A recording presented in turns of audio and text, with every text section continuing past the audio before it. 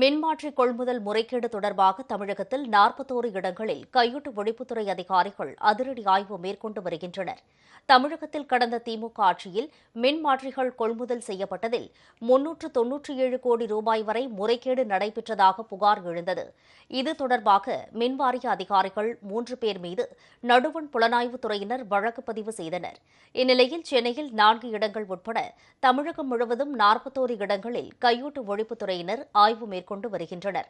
திருவள்ளூர் மாவட்டம் கும்மிடிப்பூண்டி சிறுதொழில் பூங்கா வளாகத்தில் செயல்பட்டு வரும் 12 தனியார் மின் உபகரணங்கள் தயாரிக்கும் தொழிற்சாலைகளில் கையூட்டு ஒழிப்புத்துறையினர் பல்வேறு குழுக்களாக பிரிந்து சென்று ஆய்வு செய்து வருகின்றனர்.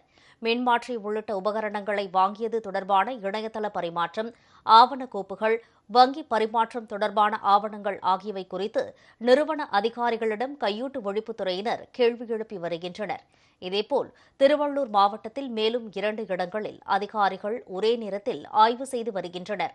மேட்டூரில் மின்வாரிய ஒப்பந்ததாரர்களுக்கு சொந்தமான 3 அலுவலகங்களில் கையூட்டு ஒழிப்புத்துறையினர் இன்று காலை முதல் ஆய்வு நடத்தி வருகின்றனர். மேட்டூர் சிறுதொழில் பூங்கா வளாகத்தில் உள்ள 3 நிறுவனங்களில் ஒரே நேரத்தில் ஆய்வு நடைபெற்று வருகிறது. ஆய்வில் சேகரிக்கப்படும் தரவுகள் மற்றும் கோப்புகளை நடுவண் புலனாய்வுத் துறையிடம் கையூட்டு ஒழிப்புத்துறையினர் வழங்குவர் என எதிர்பார்க்கப்படுகிறது.